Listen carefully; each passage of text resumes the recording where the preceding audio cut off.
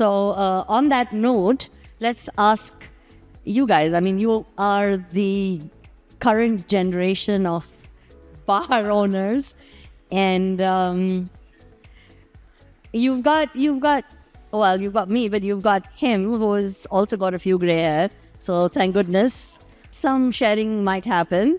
And then it's going to be you guys who are right in the thick of things. Because I think this is probably one of the best times India has ever had when it comes to hospitality.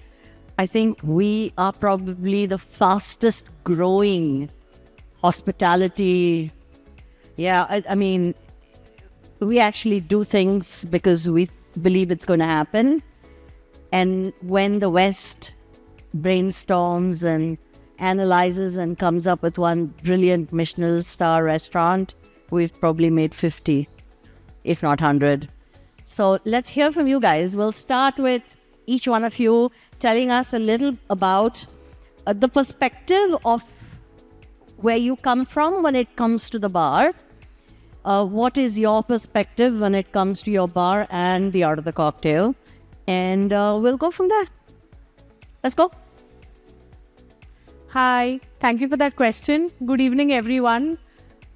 We will try and keep it as crisp and fun as possible because this is the last segment of today. So without boring you guys, or at least trying not to bore anybody. So I come into the bar industry since the last 5 years, and having multiple bars, I can say that the cocktail program or the cocktail industry per se has evolved over the last 5 years since at least I have been there. The industry in India has become more global. In our bars also, in Bla, for example, we've done a few bar takeovers only on the domestic level, not on an international level. So I feel it's become more collaborative. It's become more ingredient focused, and it's become more about storytelling. Like one of the cocktail programs we did was around the world, there were 5-6 moments taken around the world, and we had created a cocktail program around it. So I think it's one of the most fun-loving aspects. Yes, food is food, but a cocktail program is something which defines the restaurant's ethos. Because beyond coffee, it is for the millennials and the boomers, at least I can say that it was alcohol that mattered the most, and still does. We're not so much into coffees as such as the other generations. So the evolution is great. I think we are at a very crucial juncture in India and in Mumbai per se. I will say, being a metropolitan city, it's not just in tier 1, tier 2, but even tier 3, even in Indore. I mean, you can say that the cocktail bars that are being created in Jaipur, the kind of cocktail bars, Jory, for example, a fab hotel and a bar concept. So we are doing extremely well in this socket, and there is a lot more to see for sure. Thank you. All right. Hi, my name is Pratik Gaba, and Adam and Eve is my bar. It's a So you've kind of gone revolutionary. So it's a 25-seater cocktail bar. It's an omakase cocktail bar in which we have 10 ingredients. We use yerba mate, palo santo, beeswax. It's a micro bar. It's below my restaurant home. Yeah, it's a fun place. It's a small, intimate place, and we wanted to make it experience-oriented. That's the concept of Adam and Eve. But when you think cocktail, what visions come up for you?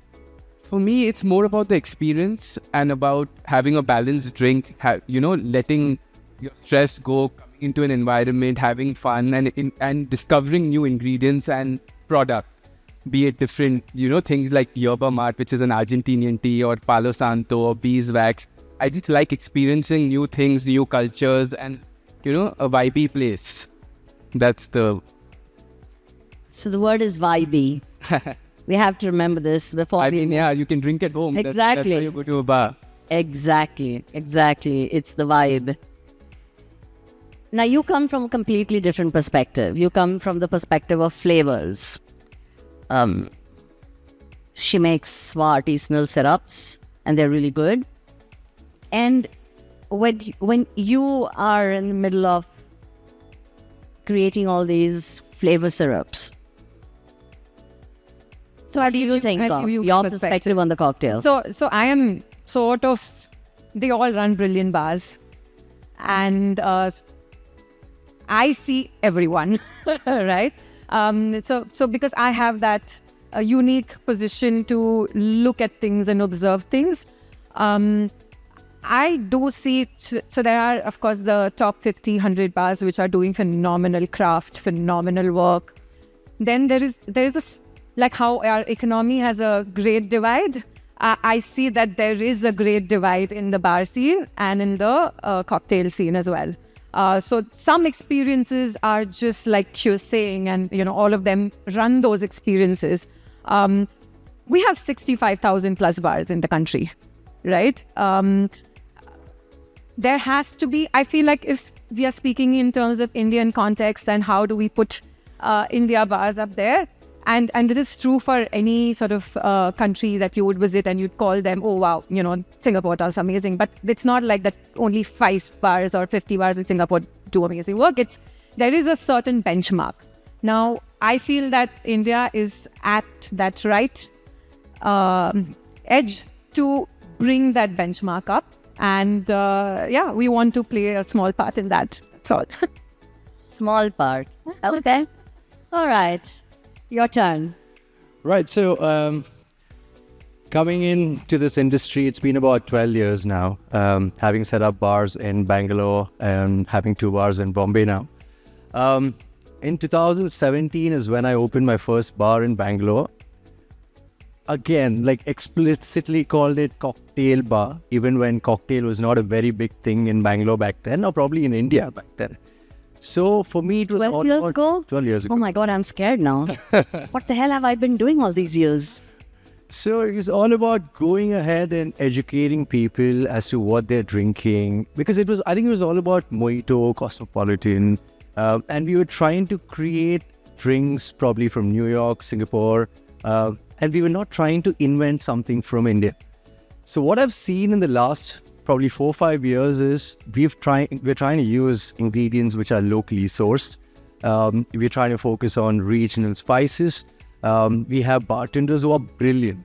It's just that we've always, asked them to make, all the classic drinks or probably Western-oriented drinks. Now that they have a liberty to explore a lot of options, we are making great. I mean, I'm saying overall as Indian cocktail bar industry. And I see the point that, we obviously talk about New York having so many bars, now Singapore. But I think in another 4 to 5 years, by the looks of how Indian bar industry is going right now, I think there'll be a lot of people who will come to India to explore cocktails, to try out local ingredients. And that's exactly what we're trying to do in all the bars. I've got different segments again. I've got a 1522 is another brand, which is more, music, and then it's more a pub. And then I've got House of Paloma here in Bandra, which is completely cocktail centric, just cocktails. Honestly, I didn't even want to keep straight drinks in the menu, but then again, you can't do that considering your rents in Bandra. But having said that, I think the cocktail culture right now, what we're seeing in India, it's at its peak. And I think we just have to give it some more time and probably ask bartenders to come up with their own recipes, go around, find ingredients, and not just depend on, those ingredients from Mexico or any of these countries. Rather go around India, you'll have like too many of them. And I think that's what Vaishali has been doing. I know her for like about 8 years now. So Reservoir in Bangalore is another brand of mine. Again, that's a cocktail bar which I mentioned about. She was one of those few people, initially to come up with, say, like a kokum syrup, or which was never there. People never thought of it. It was either use artificial colors, but now people are exploring. It could be purple shisho, purple cabbage, get the colors out of it, and then we have options. We never used it. I think it's time that we start using it and then get more people to know about the bar industry in India. Yeah. You've done it all, Mayank. You've done it all. You've kind of worked with the spirits industry. You've worked with the bar industry. And then, of course, you went out and said, hey, I want to now go out and have my own bar. So, I mean, you've kind of done the whole circle. How In, right? Yeah, all in. Yeah, exactly. All in. Absolutely. So, your perspective on because you've seen both sides. Well, you've seen all sides. Yeah, I'll tell you what, a bar is a bar. Okay, let's not characterize that as a cocktail bar first. A bar is a bar. A cocktail bar is something that constitutes 80% and more of your SKUs, or else you're a bar. अगर आपके बार में 30% अभी cocktail बिक रही, 70% बाकी कुछ और बिक रही, तो आप कॉकटेल बार नहीं. ठीक है? That's number one. Number two is, with my experience over the years, is there were two great impetus in the scene that happened. One is of super fine lines when we were running Blue Frogs of the world and Chiros of the world and Hard Rocks of the world. When the standalone scene started, when we started breaking out of 5-star hotels, जो आपने सारे बनाए थे, to a point where we went into an entire PBCL market, which was pub, cafe, lounge, where every cafe was trying to become a lounge, every lounge was trying to become a bar, every bar was trying to become a nightclub. You know? And then came the pandemic, which corrected the entire market, where every guy who was having a DSP black moved to a black and white, every black and white guy moved to a Johnny Walker, every Johnny Walker guy moved to a Glen. So what we are, and why I stepped out of the scene in a way, is to unlearn with a team where we overcomplicated ourselves way too much. Right? Oh yeah, I'm listening. I'm listening.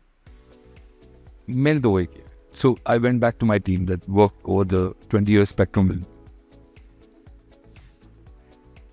and I unlearned. And what did that tell you?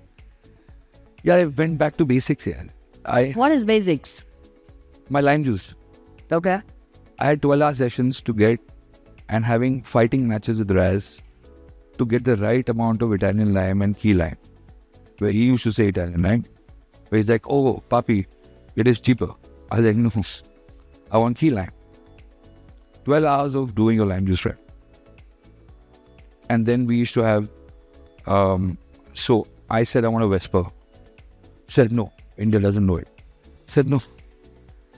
It's going back to basics and getting your absolute basics right, so that your third old fashioned comes right. Huh?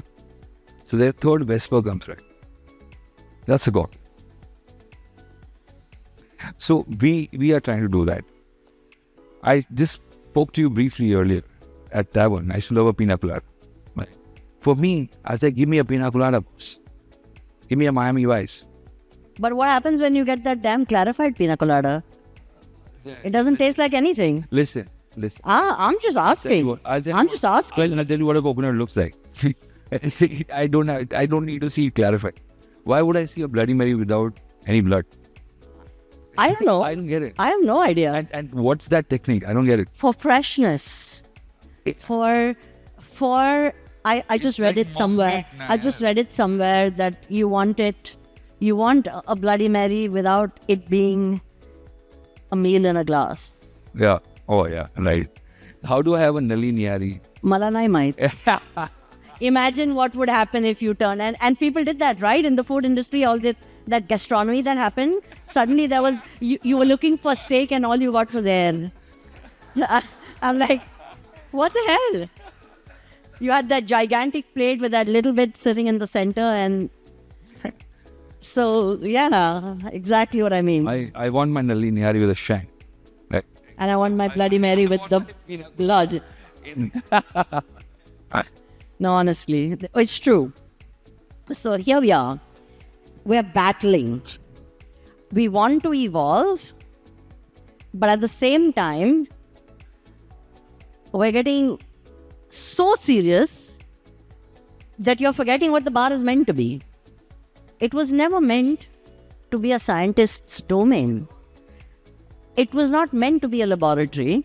It was meant to be a place where people came to have fun, where people came to drink drinks that made them smile and remember, and be able to remember it to a point where they'd say, shit, I want to come back and drink this again. Or I want to drink 3 of these. But somewhere along the line, we find that, so I use the word technique, but it's a word that has been, I won't say what. I think most of you know what I'm saying without saying it, but it's a word that has been abused. All right? We've had technique from the beginning. Technique is something that we've always had when you wanted to make a great cocktail. But when you take technique and you kind of go wild with it, Sure. then this is my perspective and I want your perspective on it. Then you suddenly find that standing behind the bar and doing things the way a bartender is meant to do suddenly disappears.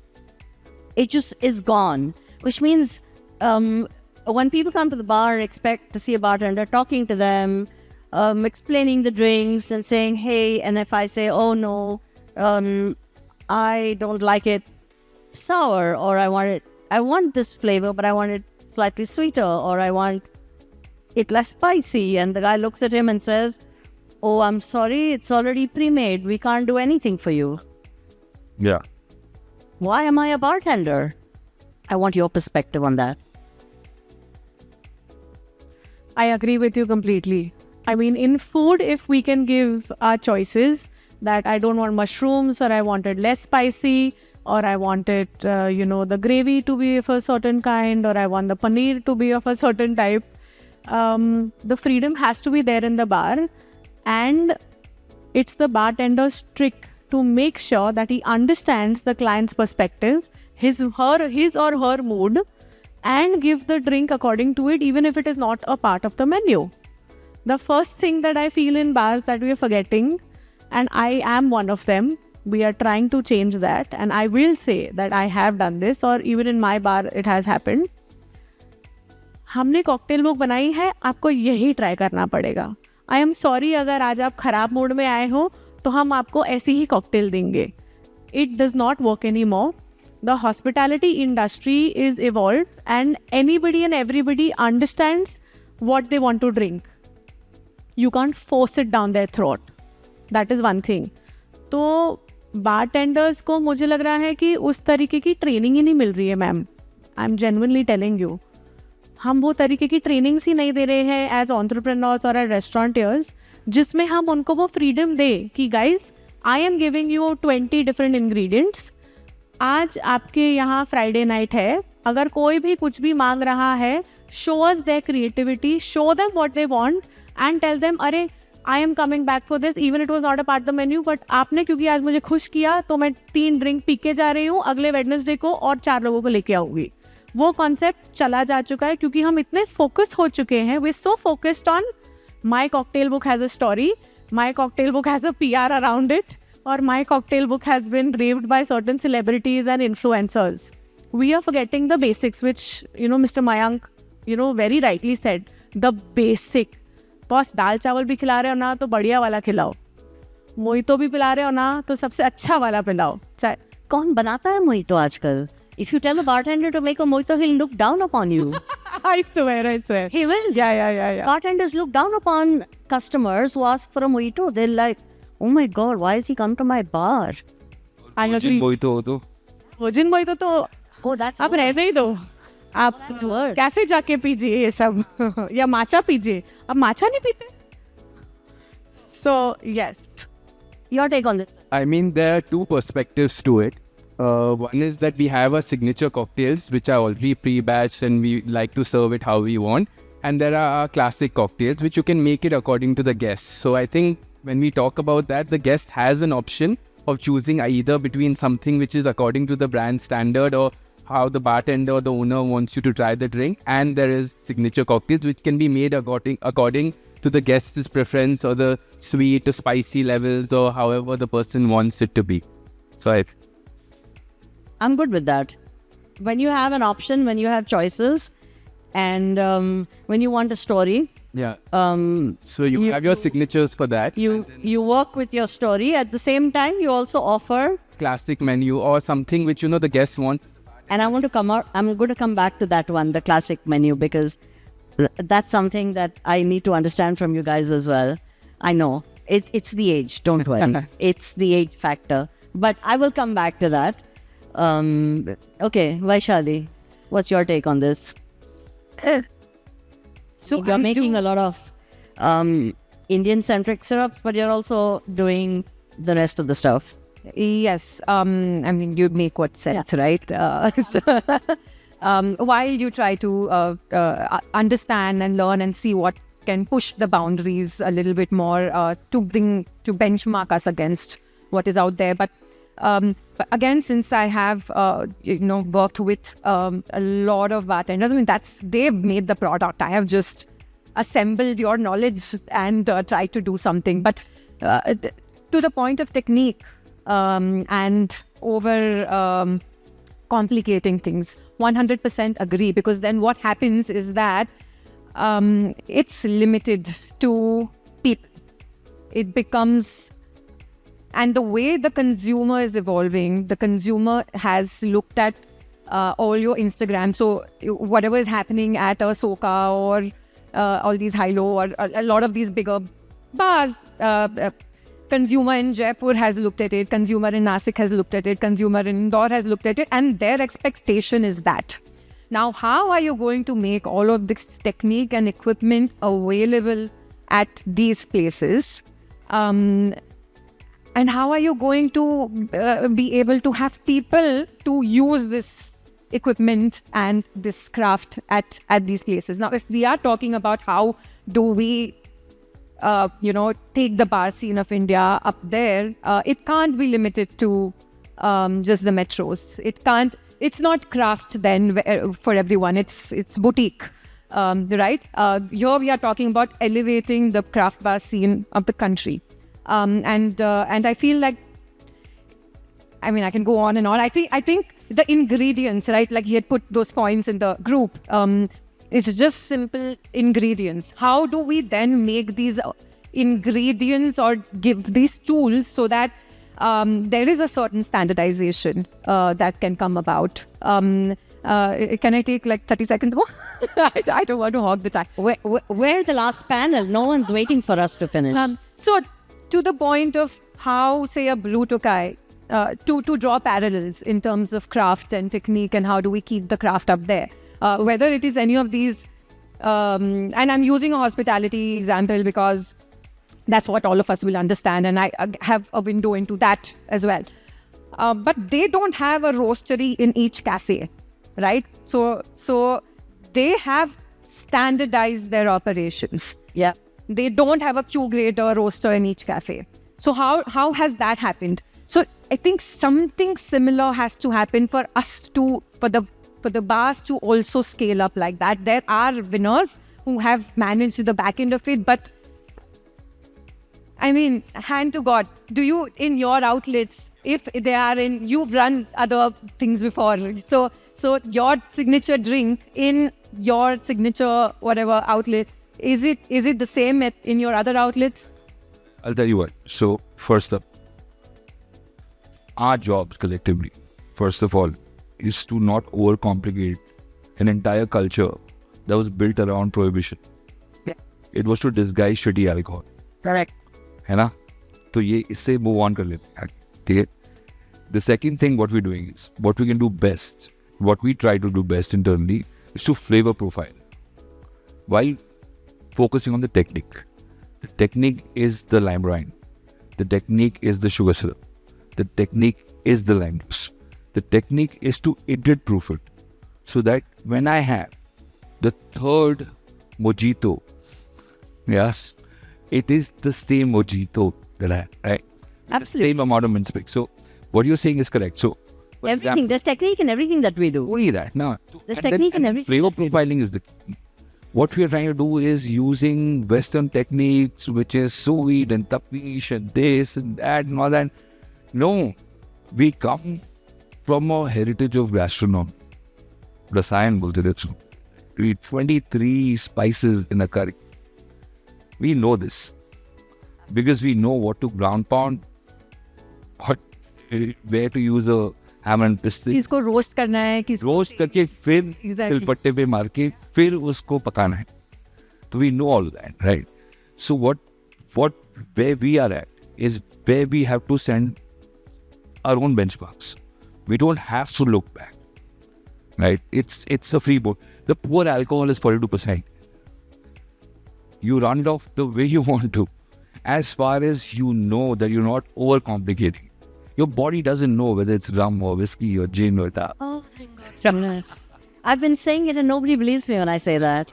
They blame it to the Jägermeister or the tequila. Yeah. I'm like, your body knows 42%. It's your brain who's telling you what you're drinking. The liver is just saying, I have to get it out of your system. What I would love is again, like you said, is to teach basic skills like what we were taught in hotel school, like when we were learning to be chefs, or how to slice onion, how to dice onion, how to chop onion, how to make. That is missing, because what Instagram does is exposure equals expectation, right?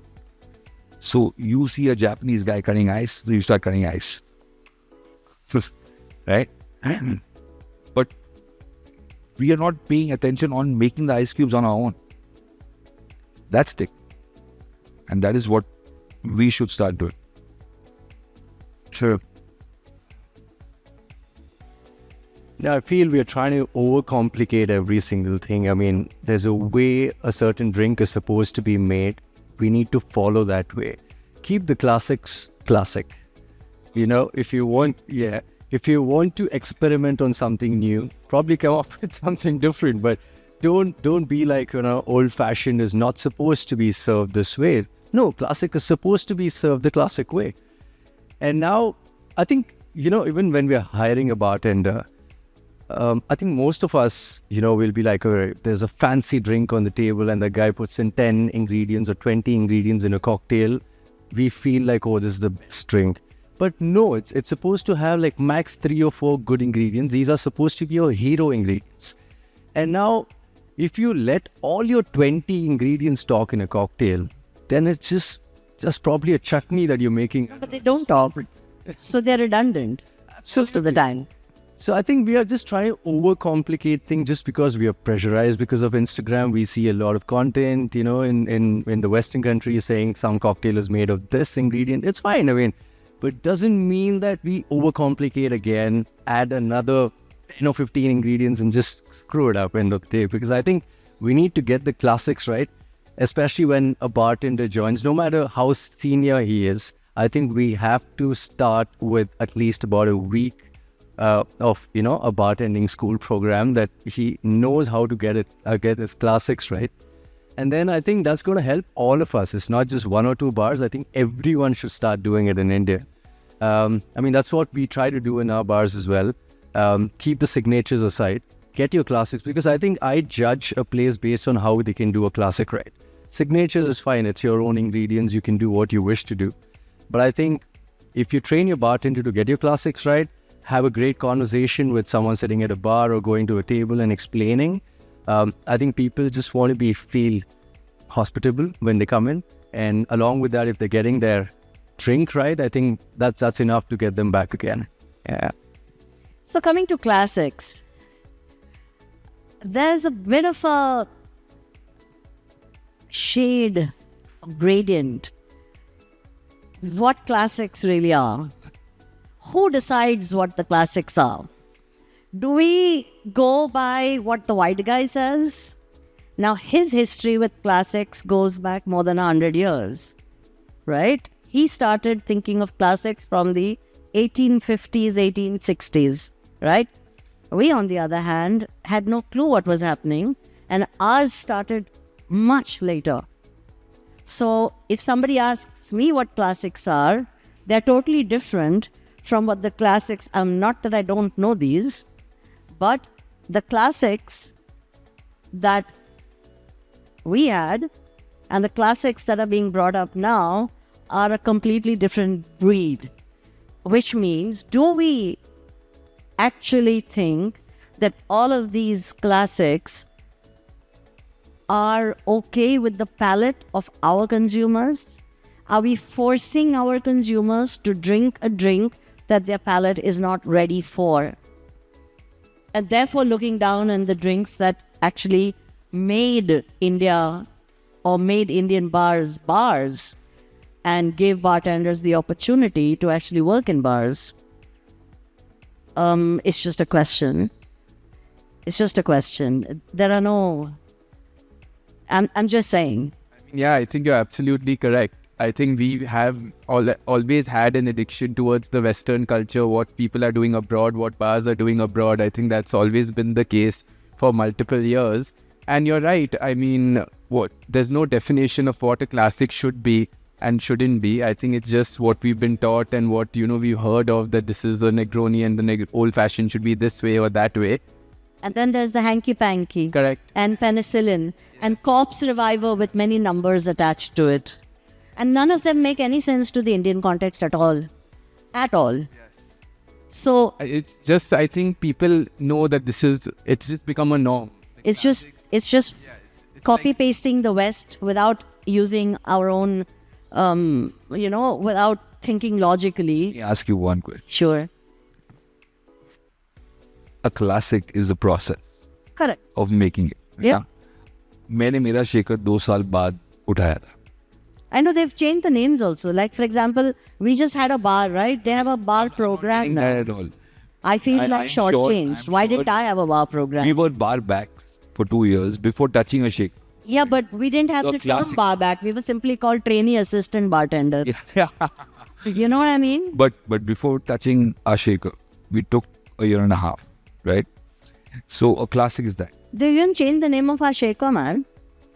I mean, for all these years, we called it a shaker, 3-piece shaker. It's kind of hanky-panky. And now, you know what I mean? Now they don't call it a 3-piece shaker. A classic is the process of making it in front of you, no? I thought a cobbler was a mochi. I mean, you know what I mean? Yeah, absolutely. And what I'm that process saying, of learning for 2 years how to take that sickle and put the ice. how much ice How to is the mix. key. That's much the biggest technique. That's the biggest technique. How much ice? It's not about Not the so weird, but how much ice? It's how you make the classic. Yeah. Nah. I'm with you there. Bilkul. I'm with you there. The quality of ice. Oh, yeah. And, well, we survived for many years without any quality ice, and we still made super great cocktails. See how good I am. See how good I am. Really, even without ice. We didn't even have glassware. We had shitty glassware. We had glasses that came to us from Firozabad. Those were the only glassware we had there. Yeah. See what I mean? But even at tavern, we got some great glasses. Handmade by Nitin Tuli. Yes, they were handmade. So we actually got those. They broke a lot though. Yeah, they broke a lot. But yes, the pina colada there was great. So there was this question. And the question was that we pre-batch because we want to make sure that our drink is consistent. And that pre-batching is the only way you can make a drink consistent. Now, so you have this ideology on one side, and then you have another ideology on the other side, which says if you're a damn good bartender, even if you make it 100 times, you'll still make it the exact same way. Exactly. I'm just saying, हमारे इतने सारे bartender है, बहुत है. इतने हैं कि मैं घबरा गई. Pre-batching is pre-batching is lazy. Pre-batching is lazy. Pre-batching is good when you're doing clarification because you obviously, so the whole pre-batching, we have staff and we have a lot more people who come to our bar compared to them. If they had a bar like yours, they would still have, you'd still be able to manage and you won't feel like there are so many people who want to come to my bar, but I don't have tables to give them. वहाँ नहीं होता ऐसे. But what I'm saying is, it's talking about craft versus scale, correct? And Pre-batching came into being only when clarification came into being, because one guy woke up one day and said, oh, he discovered the clarified milk punch in some English nobleman's cellar. Now, the guy made that clarified drink in his cellar because of the way they were and because they wanted to keep it for a certain period of time. I'll give you another small example and I want your perspectives on this. We are also at the same time talking, like the kitchen is talking about a farm to table, and in the bar they want to say farm to glass. Oh, you haven't heard that yet? Aren't they? They're going foraging. Have you heard that term at least? We are going foraging for ingredients. हम तो ऐसे ढूंढने जाते थे, पर they're foraging for ingredients. We're going looking. ढूंढ रहे हैं. Local, बाहर जाके locally ढूंढ रहे हैं. Right? This is the zone you want to be in. And then at that same time, in the very same breath, you use citric acid, malic acid, and every other acid in the world in your bar, and you make shrubs out of vinegar. Shrubs were a creation when lime was not available. In the old days, because you didn't have fresh lemons and limes, you used vinegar to store your fruits and to create jams and sauces. Now you tell me, what logic does it make to bring in vinegar-based drinks in your cocktails? Why on earth should people have to have vinegar in their cocktail? That's like basically acetic acid. It is. Well, it is. Unless it's homegrown, wo Goa wala vinegar and all, which is so strong. It's battery and like that you can make. So where are we then? Why is it that we need to do these things when we have limes, which are of Indian origin? We have lemons of Indian origin, which are fantastic, of all kinds, from different parts of our country, which are now accessible to us. We have imli. We have the very fashionable now. In my time, nobody looked at it. Star fruit. We used to just call it kamrak and we used to eat it with namak. Okay, but they call it star fruit and it's now very fancy. But that's available. Kokum, which is so easily available. Aula is available. May I react to this? Yes, all of please this? do, Because please this do. is something that is very, Please do. very close to my heart. So leave the foraging to us, I would sort of say. No, but no. What happens here, and it's also because we work with these ingredients, right? Whether it's kokum or hibiscus, or right now we are getting the lemons from the hills and trying to figure out कि वो sourcing कैसे हो सकता है.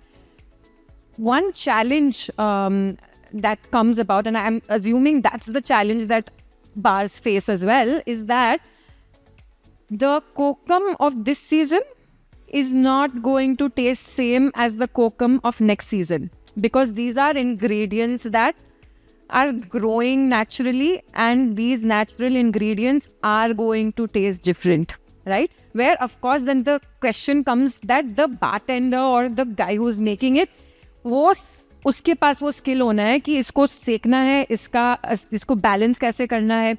So I think it's not so much of कि हम अपना ingredients क्यों नहीं यूज कर रहे हैं और technique problems. It honestly why Indian ingredients are not shining, it's the problem is supply chain issue. It is not. So when you go to a developed country, all of their clementines and all of those things, they have made it available, processed it to that much level, which brings in that consistency, which brings in that ease of use, where the bars then can readily use it. We are unable to do that with spices and herbs and fruits that are naturally grown in India. If we were able to do that and make it very, very easy to use for bars, so that then your team focuses on the drink and not the ingredient processing. So there's obviously a reason for all of this as well. Absolutely. Yeah. We are a country of a zillion people. That we're talking about here. And they literally have farm to table and farm to glass, because if you go 20 minutes outside the city, they have a damn farm there. Secondly, there is what is called this circle of life, where there is a starting point, then everyone goes right round, experiences 1 million things, and then comes back to the root to say, I've done it all. Where do I want to be? I want to start at the root all over again. Those guys have actually done that. They have done that. They've gone round the whole circle and they've come back here, which is why a lot of young people, professionals, are leaving their jobs and are going back to farming and are making farms just outside the city. They're growing fruit, they're growing vegetables. And then these are the ones who are then forming collaborations with restaurants and doing all of that. But the numbers... No. So I'll tell you what. We, on the other hand, have not reached there Validate yet. what you just said.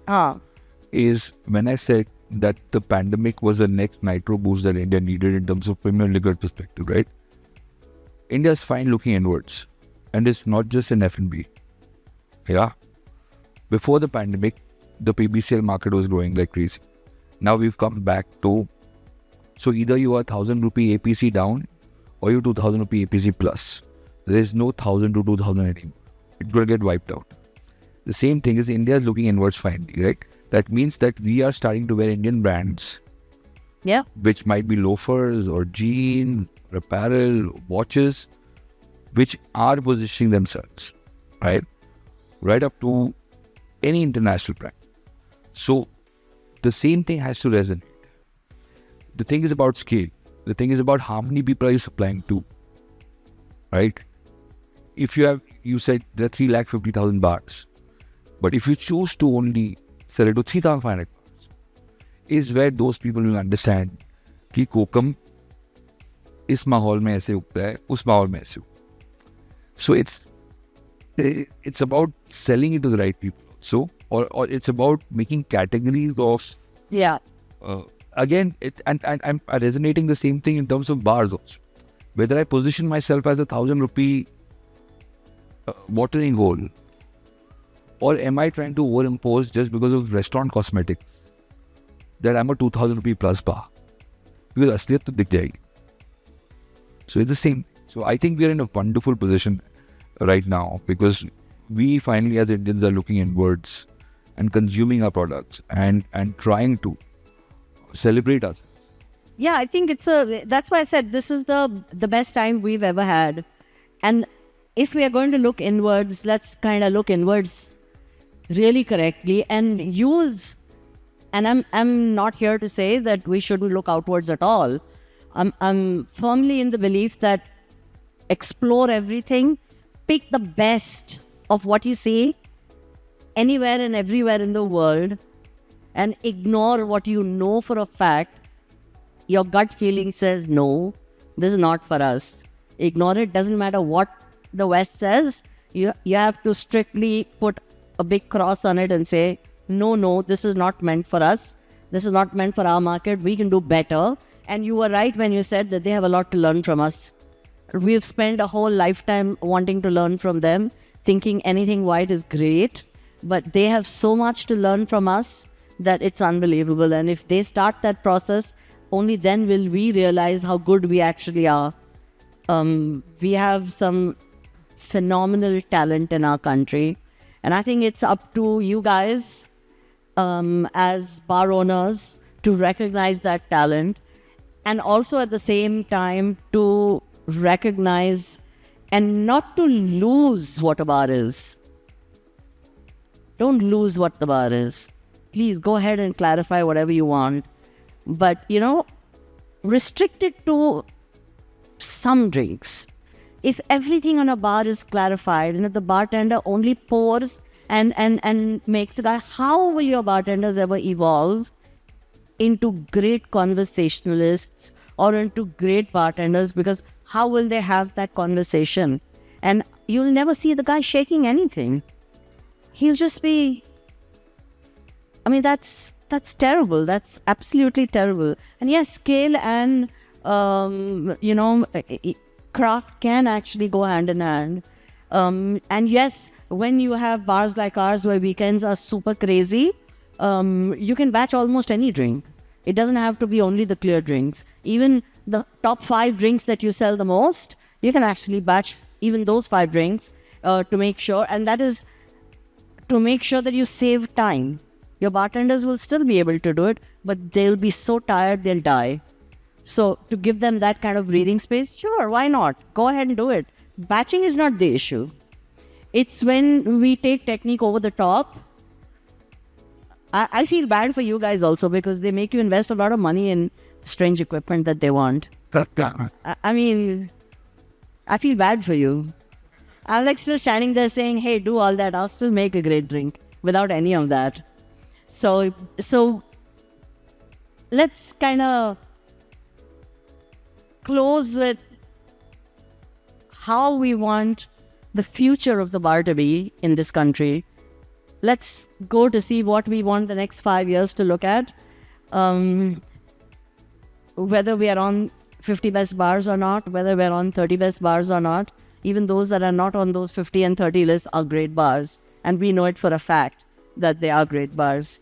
And let's make our menus not to please our peers, but to please our customers. Because that's what's happening. So now... Yeah. अब क्या पूछना है यानी क्या अब तेरा closing statement है? I'm not letting him go. Okay, closing statement from you. Where do we see us leading our bars in the next 5 years? So 10, whichever you want. We have panelists like these who are handling such wonderful bars. I think the future is fantastic, wherein we will be more ingredient focused. We will be clean. And we will respect the culture, heritage, and the ingredients available in our country. Because one of the best bars that I have been to have sourced things locally. So local for vocal सिर्फ ऐसे ही नहीं बोला जा रहा है हमारी country में. Obviously, it's because of the rich culture and heritage that we have. And I feel if bar owners and bar entrepreneurs understand that and train and give the freedom to their bartenders. I keep saying this again and again because it's not us who make the drink. मैं पीछे जाके नहीं बनाती हूँ, मेरी team बनाती है. We have a bartending team जो ये करती है. The bar manager is there.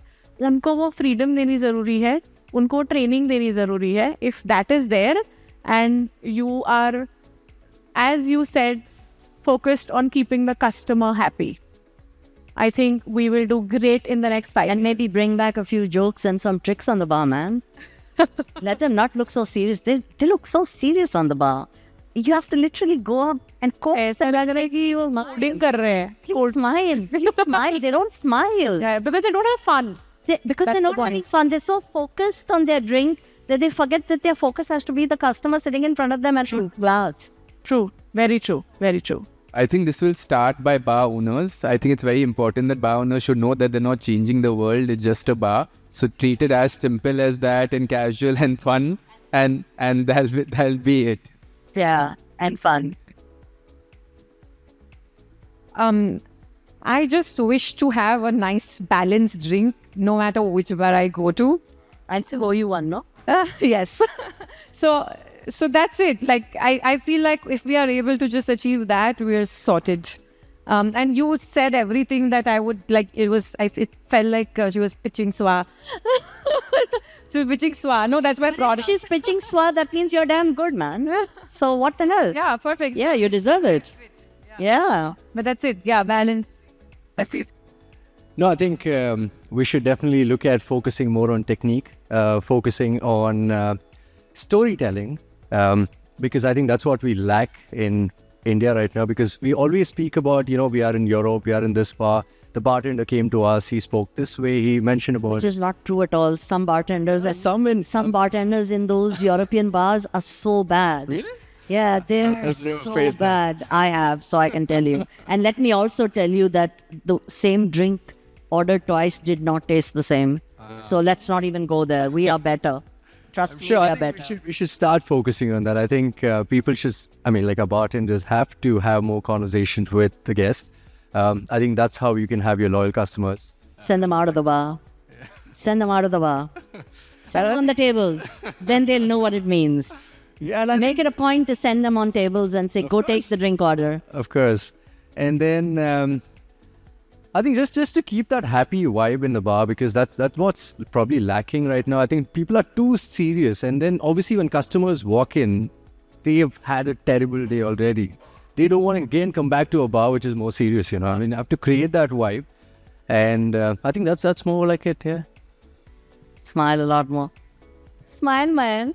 Like that. Right now, we are at a stage where the board is very clear, clean. India मैं 5 साल की बात कर रही हूँ, अब की बात नहीं कर रही. शुरुआत तो अभी हो चुकी है 5 साल पहले. But what I'm trying to say is that what I am focusing on, wherever I curate a high-low, is geography specific. So in Galagoda, it's a tavern. In BKC or here, it's a tap room.